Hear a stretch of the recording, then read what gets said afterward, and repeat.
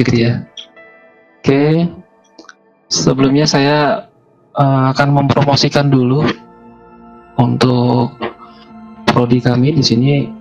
Untuk penerimaan mahasiswa baru Amikom itu akan gelombang 3 gitu ya.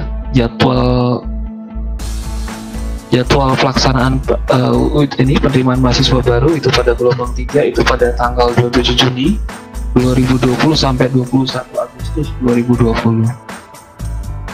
Jadi di sini kami sebagai prodi S1 Teknik Komputer di sini memiliki 2 konsentrasi, di situ Cyber Security dan Internet of Things. Jadi rekan-rekan bisa tahu bahwa di sini fokus bidangnya Cyber Security itu adalah teknologi, proses, dan praktik yang dirancang untuk melindungi jaringan komputer, program dan data dari serangan, kerusakan atau akses yang tidak sah, ya. Terus kalau di konsentrasi IoT itu suatu konsep di mana objek tertentu punya kemampuan untuk mentransfer data lewat jaringan tanpa memerlukan adanya interaksi manusia, gitu ya. Jadi kemungkinan interoperabilitas di mesin to mesin, gitu ya. Jadi di situ keterbatasan atau mengurangi ya interaksi manusia terhadap komunikasi data melalui komputer. Nah, di sini di Prodi Tekom kita memiliki prospek karir lulusan. Di sini ada konsentrasi di Cyber Security, ada Network Engineer, terus ada Cloud Consultant, ada Python Programmer dan Developer, Computer Security Consultant, dan seterusnya gitu ya. Sampai di situ ada konsentrasi Internet of Things. Nah, di situ ada Network and Cloud Architecture, Konsultan, Mobile Programmer, IoT Product Developer, sampai Technical Trainer. Nah, di sini fokus bidang konsentrasi kami di Prodi Tekom, dan mahasiswa-mahasiswanya insya Allah memiliki peluang karir yang cukup bagus gitu ya. Di sini rekan-rekan atau Bapak Ibu bisa melihat di halaman web tk.amikom.ac.id.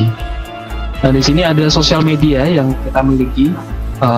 Di salah satunya untuk Prodi Tekom itu Instagram. Terus ada yang dari Amikom sendiri, dari universitas, itu ada Amikom Jogja, dan Twitternya adalah Amikom @amikom Jogja gitu ya. Nanti silakan follow gitu. Nah, sebelum saya mulai, tolong rekan-rekan disimak baik-baik. Di sini saya akan membawa materi yang outline-nya diantaranya adalah konsep WSN atau WSAN. Jadi ada Wireless Sensor Network atau Wireless Sensor and Actuator Network. Setelah itu di situ ada contoh aplikasinya, penerapannya. Di situ saya menerapkan, di situ implementasinya adalah informatika medis, terus smart home, dan nanti saya tarik kesimpulan. Oke, saya mulai saja. Nah, dari sini konsep WSN atau WSAN. Di sini saya cari beberapa sumber dari jurnal atau paper. Di sini ada beberapa, mungkin saya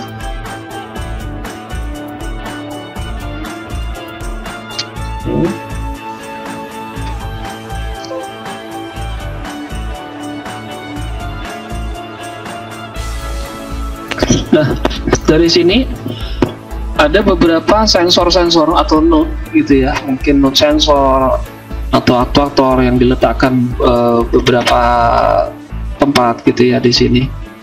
Terus sampai ada beberapa node di sini.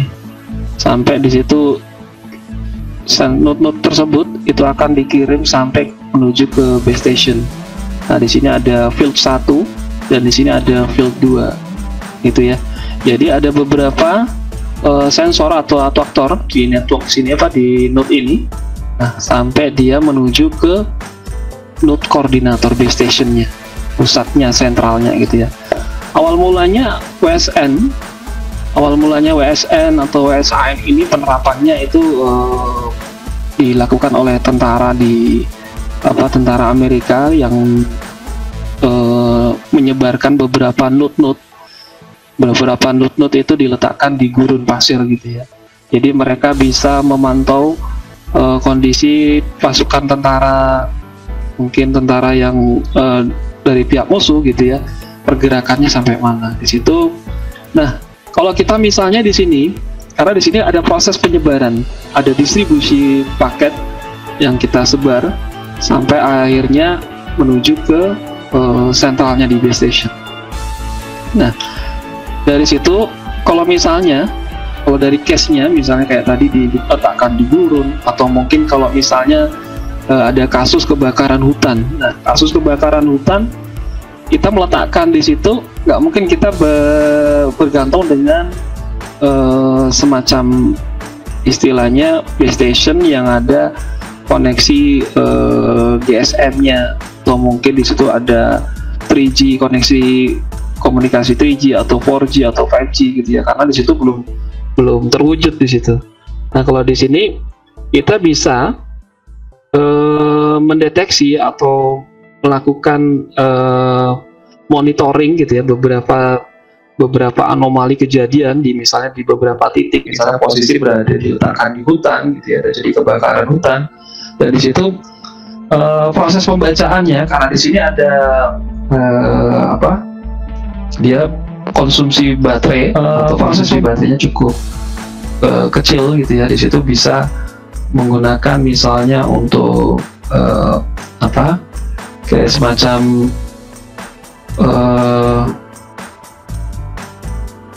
semacam ini yang solar cell itu. Jadi akhirnya nanti proses penyerapannya, energinya bisa diambil dari sinar matahari. Nah, kalau di sini dari beberapa sensor itu, setelah kita letakkan di suatu titik, maka dia akan proses pengiriman itu dari misalnya dari perangkat end device sampai menuju ke melakukan routing gitu ya. Kalau misalnya Anda mengulang kembali pelajaran jaringan komputer, itu ada proses routing sampai dia menuju ke server pusatnya gitu ya, di base station. Dan akhirnya nanti akan diteruskan oleh si base station ini menuju ke internet gitu ya. Nah, dari sini nanti dari storage ini, dari cloud ini nanti akan bisa dipilah-pilah dari sisi analisisnya, storage-nya, mining-nya, dan prosesnya. Jadi seperti itu. Oke, nanti ini mungkin dari sisi konsepnya. Nah, dari sisi topologinya itu ada koneksi point to point atau mungkin peer. Di sini kalau yang warna biru itu menunjukkan sebagai router. Jadi istilahnya fungsinya routing itu. Terus ada posisi yang sebagai koordinator, yang sebagai base station. Nah, di sini ada topologi star, dan di sini ada topologi mesh, dan ada cluster tree, gitu ya. Jadi kalau misalnya di sini ada end device, jaraknya masih terjangkau, coverage-nya masih terjangkau menuju ke koordinator, maka paket data yang dikirimkan dari sensor atau dari aktuator maka akan langsung dikirim menuju ke koordinator, seperti itu. Nah, kebetulan juga di sini kalau modelnya mesh, ya mungkin lebih ribet banget gitu ya, jaringannya terintegrasi satu sama lain.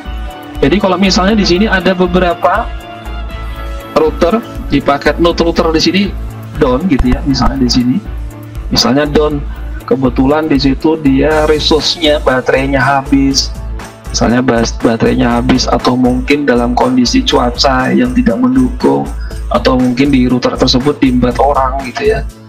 Nah, misalnya di sini dari perangkat end device ini ingin supaya sampai paket datanya terkirim ke koordinator, maka dia bisa mengarahkan menuju ke sini, atau mungkin ada dua tempat di sini, maka dia akan cari yang terdekat proses routingnya. Jadi proses routing ini akan cari yang terdekat, setelah itu menuju ke koordinator. Jadi endingnya ke menuju ke koordinator. Jadi seperti itu. Nah, kalau misalnya di sini terpaksa down juga, Pak, ini gimana caranya?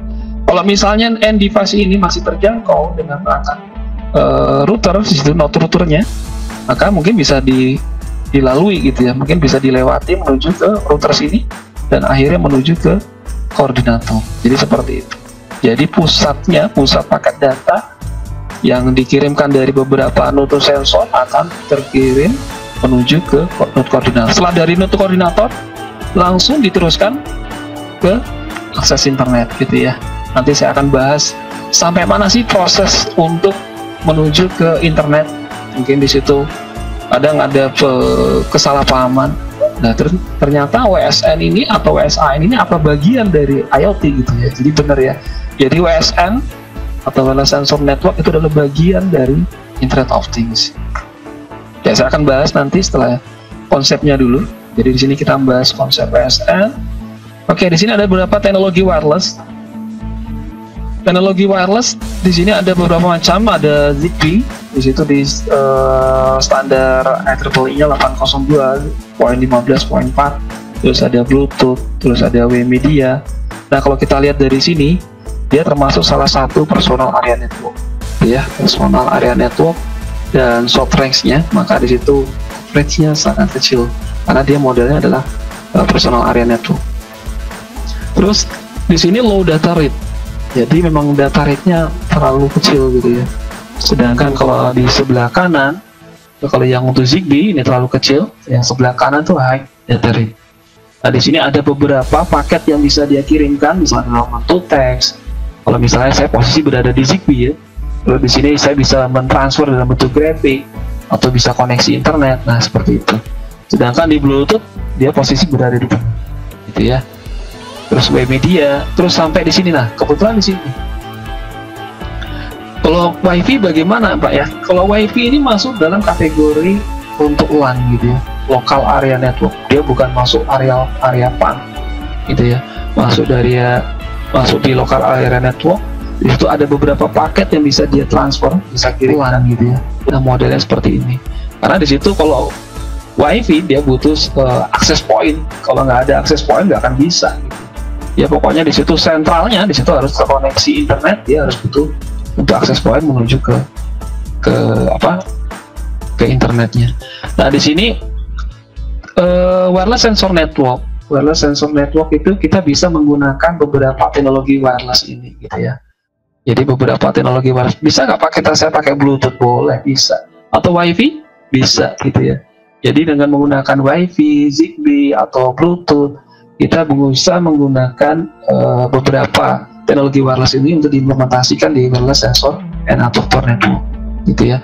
Terus dari sini ada juga yang 3G untuk GPRS, dan di sini udah mulai sampai ke GSM yang biasanya 2G sampai LDMS. Dan ini yang areanya yang cukup luas, wide area network dan coverage-nya.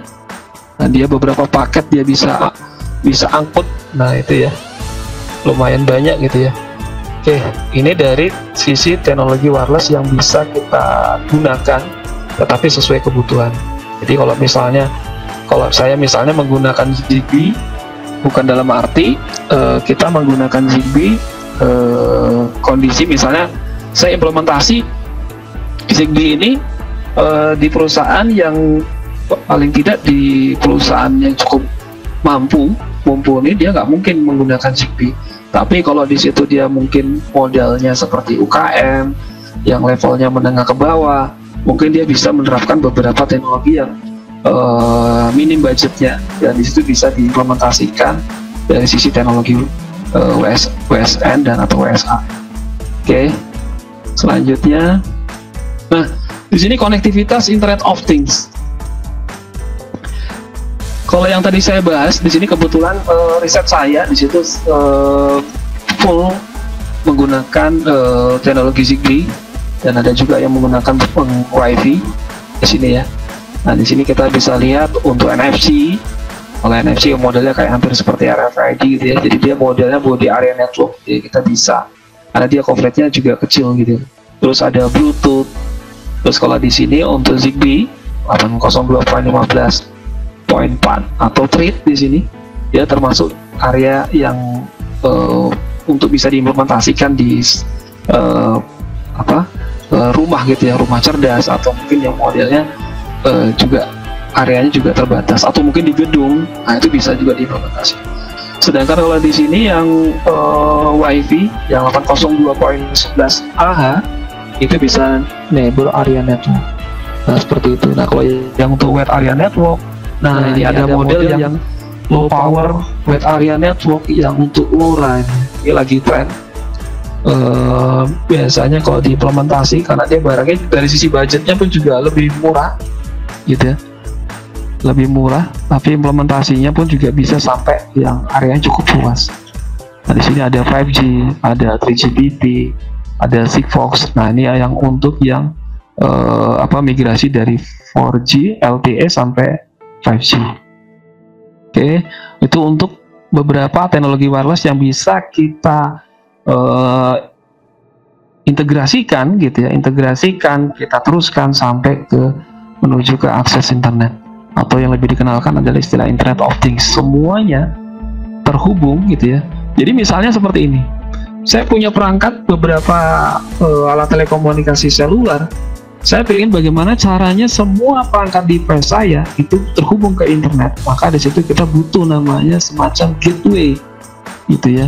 Gateway-nya seperti apa gitu, nanti saya jelaskan. Nah, di sini ada beberapa perbandingan dari teknologi wireless. Kalau kita lihat di sini, saya kebetulan menggunakan Zigbee atau Wi-Fi gitu ya. Nah, ini ada model-model 802.11. Nah, ini model yang Wi-Fi. Nah, dari sini.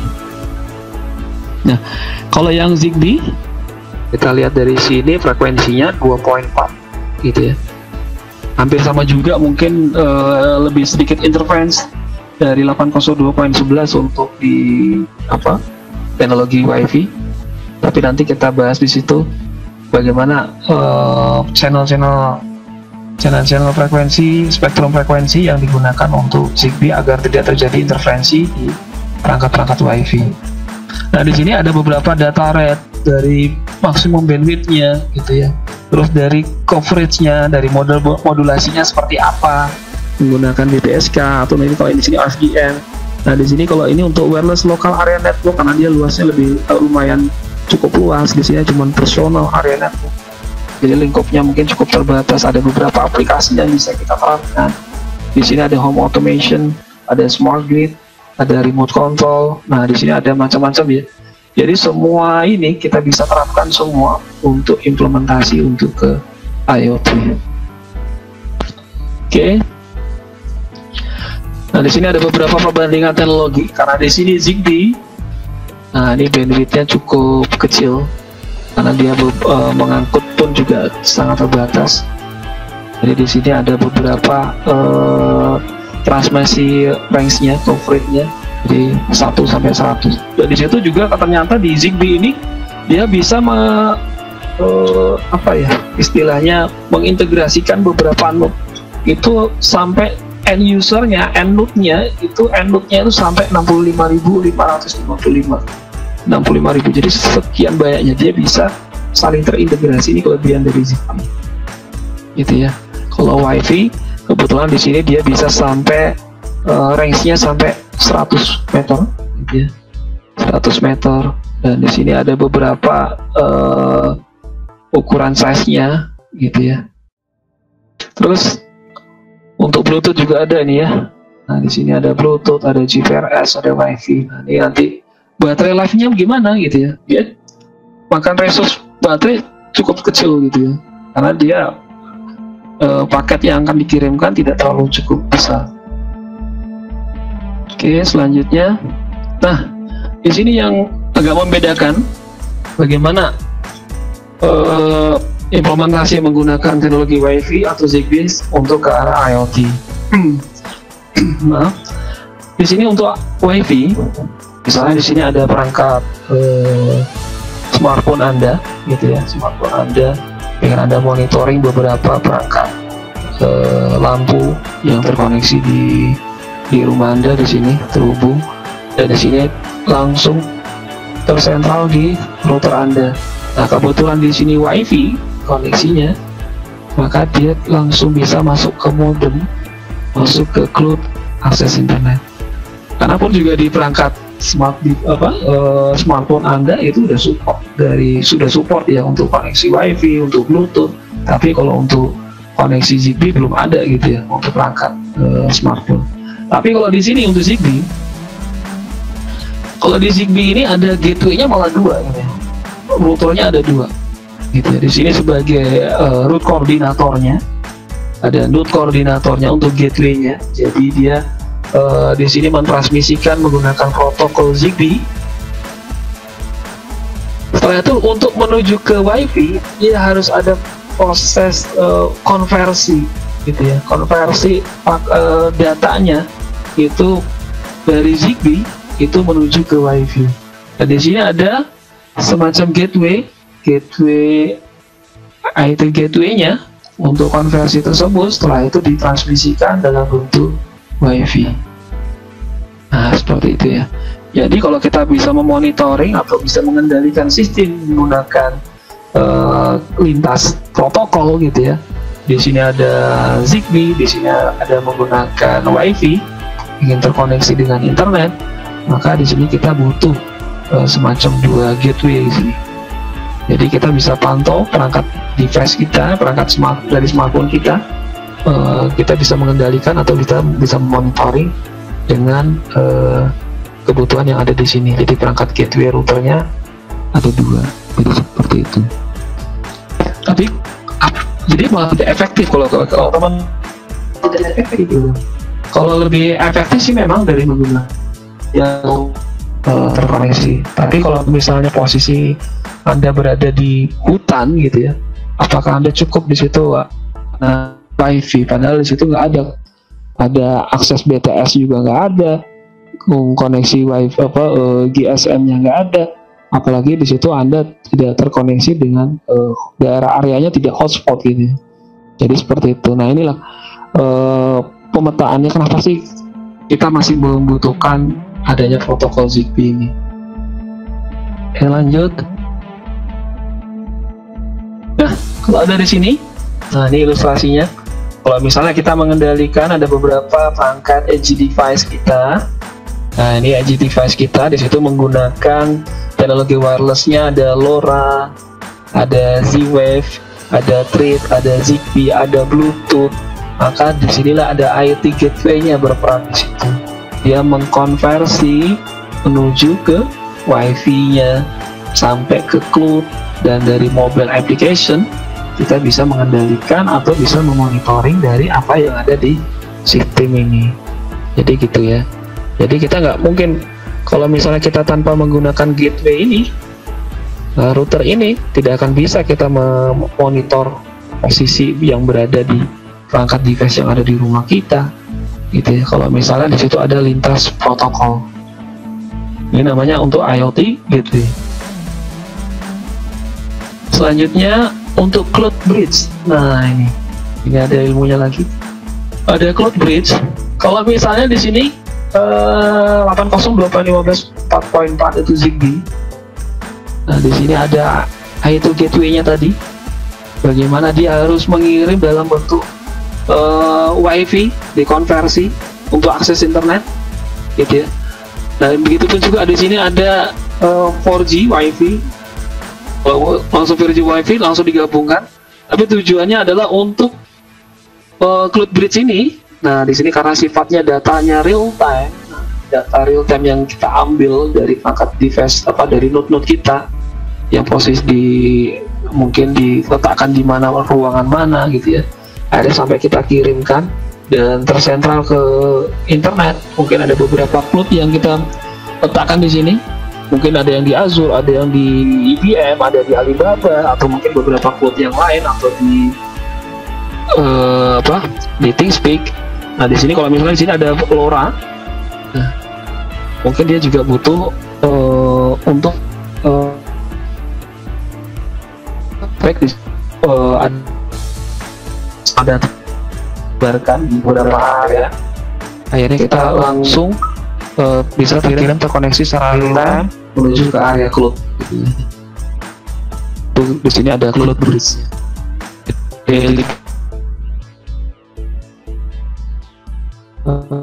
Untuk menggabungkan bagaimana caranya secara data lebih real time menuju sampai ke akses cloud. Dan di sini dari research saya, kebetulan saya menggunakan protokol Zigbee, dan dari sini bisa sampai diimplementasikan. Kita ada fungsinya untuk mengontrol, untuk evil, ada telekom, bisa kita masuk ke cahaya gitu ya, building, energi. Nah, ini beberapa yang kita bisa terapkan implementasikan menggunakan protokol ZigBee. Jadi ada arsitekturnya, ada beberapa lapisan layar di OSI.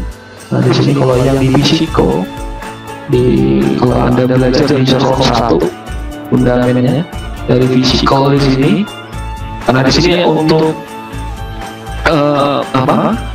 ZigBee itu frekuensinya ada 2.4 GHz, 915 ada 868. Ini perlu diperhatikan frekuensi, maka di situ pasti panjang gelombangnya atau transmisinya. Kalau dia semakin kecil maka panjang gelombangnya atau transmisinya coveragenya lebih luas, dan begitu pun juga sebaliknya. Nah, di sini ada Mac-nya. Nah, kalau di sini kalau Anda belajar routing gitu ya, untuk proses routingnya, dan di sini ada namanya modelnya CSMA CA. Jadi paket ini kalau misalnya ditransmisikan dia akan menghindar supaya tidak terjadi collision. Terus ada network layer, ada security management, ada message broker, ada routing management, ada manajemen network gitu ya. Terus dari spektrum ZigBee itu dia menggunakan frekuensi 2,4 GHz. Jadi dari channel 11 gitu ya, channel 11 sampai menuju ke channel 26. Nanti kita berapa sih yang biasa digunakan, jadi istilahnya dia berada posisi di frekuensi tersebut.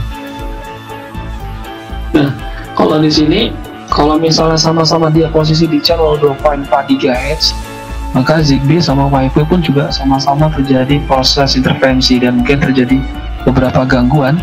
Kalau misalnya di sini di Wi-Fi, kalau di ZigBee, nah ini dia posisi spektrumnya, frekuensinya.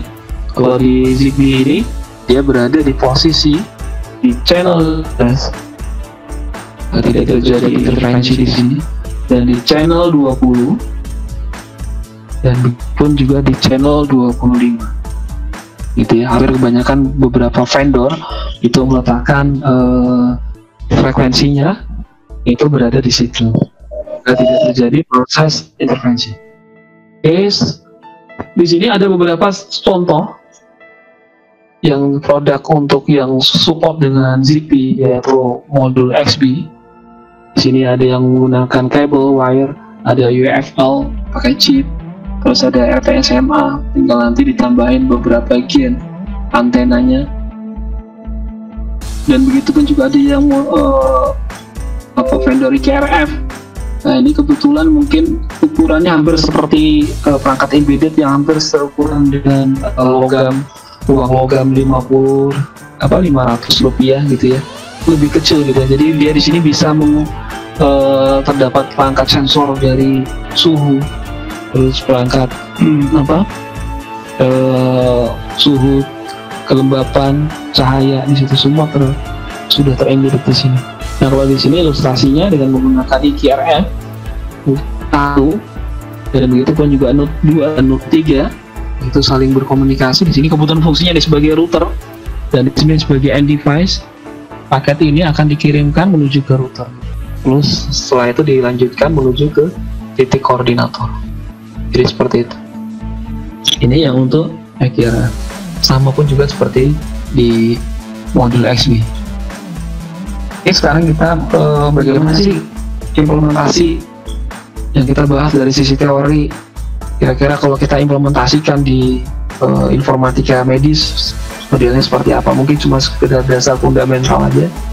Di sini kebetulan saya mengimplementasikan di sini menggunakan teknologi wirelessnya untuk ZigBee. Kenapa sih di situ saya memilihkan pemilihan metodenya? Di sini ada kebetulan di sini untuk rumah sakit, dari sisi topologinya dia menggunakan ad hoc, peer-to-peer, star mesh, dan konsumsi dayanya kecil, terus biayanya pun juga lebih murah, sensing, controlling. Nah, itu ya mungkin beberapa rumah sakit biasanya merekomendasikan, Pak, kalau bisa saya tidak perlu menggunakan teknologi yang cukup tinggi atau besar, teknologinya, tapi ternyata di situ perusahaan tersebut atau mungkin rumah sakit tersebut bisa bangkrut gitu ya. Jadi kita bisa mengimplementasikan yang kira-kira sesuai kebutuhan user. Jadi seperti itu. Oke, di sini ada beberapa transfer data yang mungkin lebih kecil, tapi dia cukup lebih bisa maksimal gitu ya. Kita dari sisi pengiriman image, dari data, terus ada dari jaraknya pun juga bisa 100 meter gitu ya. Kalau di Bluetooth pun, nah mungkin seperti ini. Tapi kalau yang di Bluetooth, dia untuk koneksinya, untuk mesh tidak bisa biasanya. Kalau WiMedia point to point, nah kalau memang WiFi sih memang handal ya, karena dia point to hub. Di sini konsumsi dayanya juga cukup besar gitu ya, dan biayanya pun juga mahal. Nah ini yang untuk teknologi yang wireless yang kebetulan saya menggunakan di teknologi Zigbee ini komunikasinya. Nah di sini arsitekturnya yang saya buat.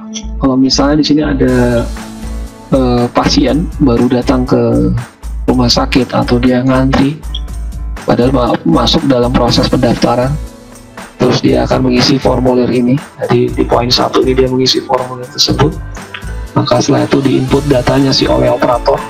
Nah setelah itu dari operator ini dia akan memberikan semacam kartu berobat dalam bentuk RFID. Jadi di situ dia ID di RFID tersebut tersimpan data rekam medisnya, termasuk ya simple tapi tidak terlalu rekod data di kartu RFID-nya. Terus di situ dari ID-nya termasuk nama pasiennya, ID number-nya itu ID pasien. Setelah itu kalau udah sudah ter-create di sini kartu RFID-nya kita write di sini. Nah, ini kita kirim menuju ke server. Ini menggunakan pakai kabel gitu ya, kabel UTP. Terus di sini setelah dia ngantri masuk di ruang pendaftaran, dia masuk ke bangsal-bangsal, ruang periksa di situ ya. Di situ di ruang periksa itu dia menunjukkan kartu RFID. Jadi prosesnya di anopsa awal gitu ya. Jadi tidak sampai proses di sini. Saya menggunakan beberapa sensor dari proses sensor untuk detak jantung, suhu badan gitu ya, sampelnya. Kebetulan juga kemarin pengen nyoba yang lagi, tapi kayaknya dari sisi biaya juga agak ribet. Dari sensornya sebenarnya murah gitu. Jadi ini kebetulan saya menggunakan beberapa titik gitu ya. Ada beberapa, kalau di sini Anda lihat ada 4 titik gitu ya. Nah setelah itu dari sensor ini mungkin dari suster atau dari dokter itu dia akan mendiagnosa dan paket datanya akan dikirim menuju ke server gitu ya, dengan menggunakan teknologi wireless seperti itu. Terus begitu pun juga nanti pasien-pasien berikutnya. Jadi karena di situ ada beberapa bangsal keuangan, mungkin ada pasien berikutnya masuk, maka paket data yang akan dikirim pun juga sama, dikirim menuju ke karena prosesnya di sini kan modelnya sinkronus ya. Jadi suatu saat paket mana yang akan datang duluan, jadi tidak seragam. Pengiriman datanya pun juga nanti akan saya tunjukkan bagaimana cara proses pengiriman data dari sisi pengukuran suhu, termasuk juga pengukuran detak jantung. Setelah itu ditransmisikan menuju ke koordinator dan akhirnya diolah datanya di server ini. Selanjutnya di sini untuk posisi node register. Nah, yang tadi node register itu posisi di awal tadi, yang posisi di operator. Ini ada beberapa box. Ini kebetulan di sini tampak luarnya, ini tampak dalamnya. Nah, kalau yang di sini itu adalah RFID-nya. Jadi ada beberapa kartu diletakkan di sini. Kita akan melakukan write atau nanti nge-read gitu ya. Di sini ada pada modul RFID. Nanti akan terbaca di sini di LCD-nya, tampak di sini LCD-nya. Gitu ya. Terus di sini ada Arduino Uno dan ada casket-nya menggunakan Ethernet Shield. Setelah itu terhubung menuju ke server. Gitu ya. Oke, ini posisi yang di node register. Bagaimana sih yang untuk node sensor? Nah, kalau di node sensor ini cuma lumayan kompleks. Di sini dari LCD-nya Kalau misalnya kita di sini meletakkan RFID kartunya, nah di sini kebetulan di sini ada modul reader writer untuk RFID, kita letakkan di sini, maka dia di sini akan muncul namanya. Atau terus setelah itu kebetulan saya tidak mau munculkan ID karena ukuran LCD-nya terbatas, ID passion-nya, ID passion. Nanti di sini kita perlihatkan bagaimana proses pengukuran. Nanti di situ selama 15 detik ada proses rata-rata pengukuran gitu. Nanti dia akan terbaca selama 15 detik, itu proses pembacaannya dari pulse sensor sampai sensor suhu gitu ya, akan diletakkan di beberapa bagian tubuh pasien. Setelah itu nanti kita akan proses. Jadi prosesnya pertama kali kalibrasi dulu dari proses start. Sudah proses start selama 15 detik itu dia terbaca, maka dia akan melakukan proses rata-rata pembacaan. Berapa sih rata-rata pembacaan dari alat ukur ini, dari beberapa sensor. Setelah itu kalau misalnya ada salah pembacaan, kita bisa melakukan reset kembali mulai dari nol. Ada proses pembacaan yang salah, dan kalau misalnya kita melakukan proses kembali, kita lakukan start. Kalau udah 15 detik dia udah terbaca, maka di situ akan dibuat rata-rata di situ. Jadi bukan nilai yang terakhir, tapi nilai rata-rata dari proses pembacaan yang sudah setelah ditekan tombol start. Nah itu diklik lagi kembali tombol merah ini untuk melakukan proses pengiriman gitu ya. Jadi nanti sampai menuju ke node koordinator. Kalau Anda lihat dari sini sisi dalamnya, nah ini ada beberapa, ada modul XB proses pengirimannya. Nah, di sini ada DAC antenanya untuk modul XB tersebut, karena jangkauannya pun juga lumayan jauh gitu ya. Saya pernah mengukur perangkat ini itu dari bundaran UGM, sampai ke tempat wisudanya UGM itu di mana tuh? Nah itu ya di situ ya. Jadi jarak jangkauannya cukup luas gitu ya. Terus di sini ada Arduino Uno dan ada sensor shield. Nah ini ada sensor shield. Kita letakkan di sini, ada beberapa yang kita gunakan. Sensor suhu, ada pulse. Sebenarnya masih banyak gitu ya. Masih alokasinya masih banyak untuk pin-pin digitalnya atau mungkin pin analognya yang tersedia di sini. Mungkin bisa ditambahkan lagi beberapa. Kemudian di sini saya menggunakan Uno, bukan Mega. Kalau Mega pasti sudah cukup banyak, komplek banget. Kita bisa menggunakan beberapa sensor yang kita pasang di situ. Dan setelah itu dari paket ini kita akan kirimkan ke node koordinator. Ini dari sisi dalamnya. Nanti dari sini sisi LCD-nya. Nah ini kadang-kadang pun juga saya di proses pembacaan di sini, karena kita harus mengatur pengalamatan yang ada di node sensor. Pengalamatan kayak misalnya kalau di komputer ada IP-nya, tapi di sini ada ID-nya gitu ya, ID hardware-nya gitu, atau semacam MAC address-nya. Nah setelah itu di sini dari proses pembacaan itu kita simpan dan arahkan menuju ke node koordinator. Nanti kita bahas. Kalau dari sini sisi node koordinatornya agak simple. Kalau Anda lihat di sini cuma modul XB, tinggal ditambahin Arduino. Gimana? Beberapa paket dari sensor terkirim terseral menuju ke node koordinator. Jadi seperti itu. Oke, dari sini nanti dari node koordinator akan kelihatan banget kita melakukan parsing data gitu ya, parsing. Jadi pengiriman paket mungkin tidak sinkron dari node 1 dan dari node 1 dikirim, setelah ditekan send dikirim paketnya. Ini dari sisi alamatnya, ya alamatnya N1. Mungkin kebetulan di sini pasiennya adalah si Dudy Harlino gitu ya. Dia sensor 1, dia baca suhunya, terus ada detak jantungnya. Nah kebetulan di sini rumah sakit ini kedatangan artis-artis ya. Nah ini kebetulan cuma simulasi saja beberapa nama tersebut. Kalau misalnya saya tekan tombol send dari mulai start sampai send, terus di sini ada beberapa node yang akan terkirim yang dibaca oleh si node koordinator. Jadi seperti itu, gitu ya.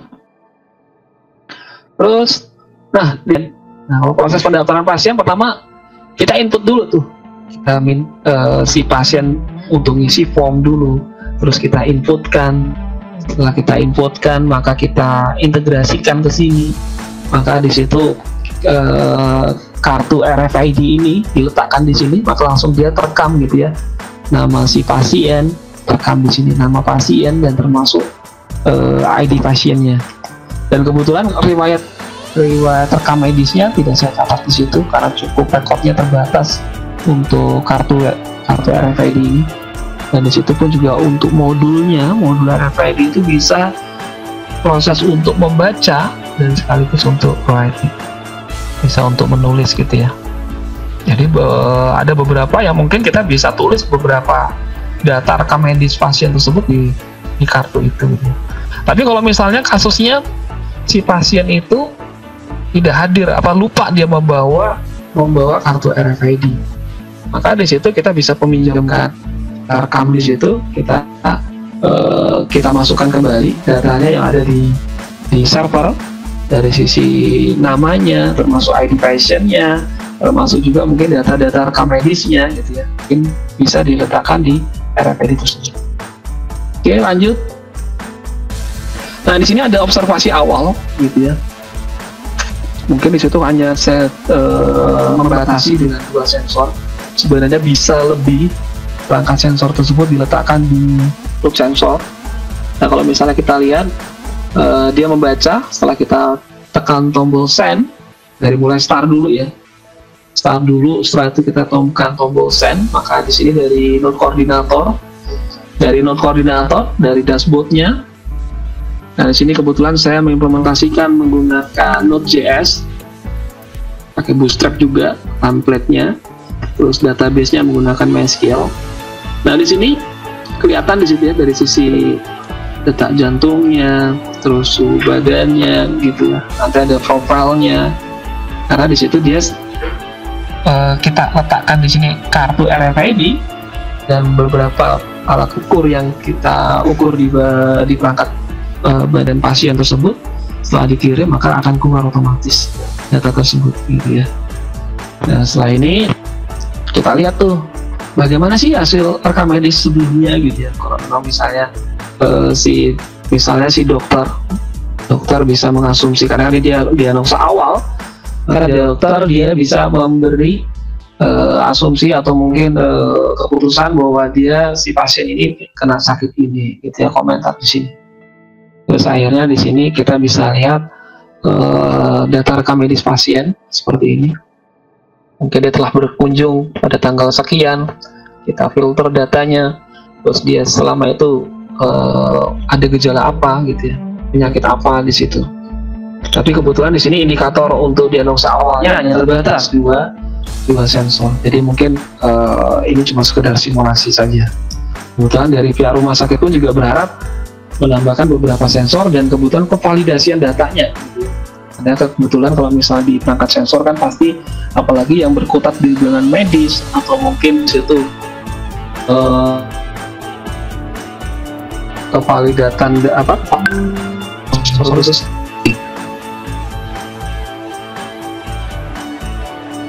Nah, di sini di menu di observasi di ruang medis pertama atau ruang medis berikutnya selanjutnya,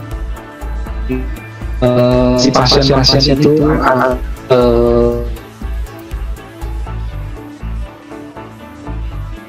di data si dokter gitu ya. Oh, ternyata ada gejala ini, mungkin cuma sekedar diagnosa, tapi bukan si dokter bisa langsung ambil keputusan. Biasanya dokter pun juga masih bertanya-tanya, ada keluar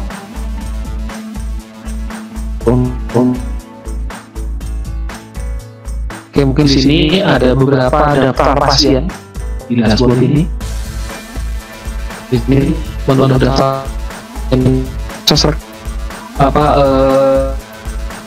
proses registrasi. Setelah dia klik tombol simpan, maka dia otomatis dalam bentuk ID passion, dan nama itu tersimpan di perangkat yang load register menuju ke yang diletakkan di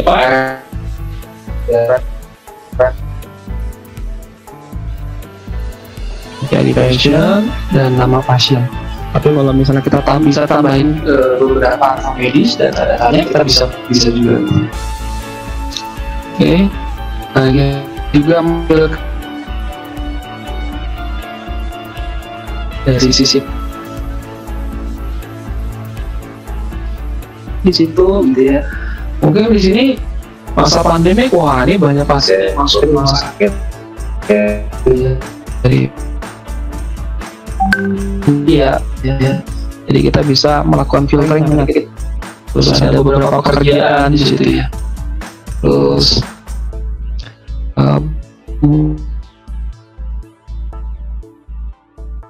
selalu berkunjung ke rumah sakit atau yang memang penyakitnya parah gitu ya. Terus ada jenis kelaminnya, itu cuma laki-lakinya atau perempuan, ada orangnya. Terus di sini mungkin kebetulan saya masukin provinsi gitu ya. Tadi awalnya pengennya untuk wilayah Jogja gitu ya, wilayah Jogja, karena kebetulan rumah sakit tersebut tidak hanya melayani untuk wilayah Jogja, tapi untuk seluruh daerah gitu ya yang mau berkunjung ke rumah sakit tersebut. Dan saya berpikirnya kemarin pinginnya rekam medis ini bisa terintegrasi dengan rumah sakit yang lain. Jadi kemarin saya ingin mencoba ada ide untuk mengintegrasikan dengan rekam medis di rumah sakit satu dengan rumah sakit yang lain, karena gitu harus ada butuh koneksi gitu ya untuk mengintegrasikan di situ melalui lewat BPJS gitu ya. Dan agak lumayan beratnya kalau udah bermitra ke pihak ketiga, agak lumayan dulu. Terus dari provinsi kita juga bisa memfilter pasien dengan sisi rekam medisnya. Oh, ternyata ini pasien ini dia punya histori dari tanggal periksanya, namanya gitu ya. Dan mungkin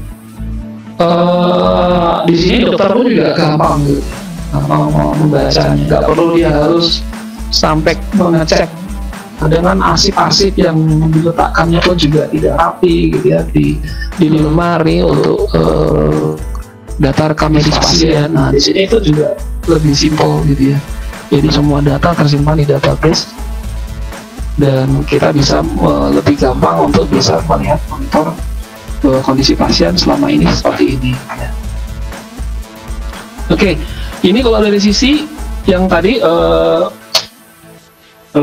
untuk informatika medis, di sini untuk smart home gitu ya. Nah di sini untuk riset saya kebetulan untuk smart home, dan di sini ada beberapa model. Nah, ini kebetulan saya implementasikan, sempat saya implementasikan di kampus di Amikom. Di kampus Amikom mungkin kendala mungkin karena banyaknya orang berlalu lalang di situ, mungkin dari mahasiswa, karyawan, dosen, dan saya juga harus butuh ini ya, istilahnya proses pembacaan bagaimana hasilnya gitu ya. Nah di sini saya mencoba melakukan kondisi di rumah dan saya letakkan beberapa note di sini. Ada yang posisi di ruang tidur 1, ruang tidur 2, terus ada di ruang keluarga, ada ruang tamu, ada di taman depan, ada di carport, terus ada di dapur, ada di ruang tidur utama gitu ya, dan di taman belakang. Nah di sini note-nya itu akan kita integrasi bagaimana caranya paket data yang terkirim menuju ke server. Di sini posisi berada di ruang tidur 1. Jadi nanti di ruang tidur 2 dia akan ngirim paket datanya. Kalau dia misalnya masih terjangkau, mungkin dia bisa langsung menuju ke server di node koordinator. Tapi kalau misalnya tidak terjangkau, karena di sini tantangannya adalah collision-nya gitu ya. Nah, banyak collision-nya gitu ya. Karena di sini dibatasi oleh tembok-tembok gitu ya. Apalagi posisi kalau misalnya berada di luar gitu ya. Di luar, servernya berada di dalam. Nah, berarti paket loss-nya atau QoS-nya, quality of service-nya berarti yang diterima oleh server itu semakin kecil gitu. Nah, akhirnya paket data yang hilang gitu ya, paket data yang hilang sampai menuju server tidak terbaca semua. Nah, di sini kebetulan dari implementasi ini saya mengukur dari TCC QoS. Jadi misalnya seperti ini, di setiap node ini saya pasang SD card, modul SD card. Jadi ada modul SD card di setiap node. Nah, di setiap node sensor ini saya pasang SD card. Jadi setiap dia melakukan proses transmit, proses pembacaan, dia kirim, dia akan juga kirim ke SD card. Paham ya maksudnya? Jadi dia akan kirim ke server paket data yang dikirim dari node sensor. Dari node sensor dia akan mengirim juga ke data SD card, gitu ya, ke SD card. Jadi nanti saya akan bisa mengevaluasi paket data yang diterima di server masuk ke dalam database.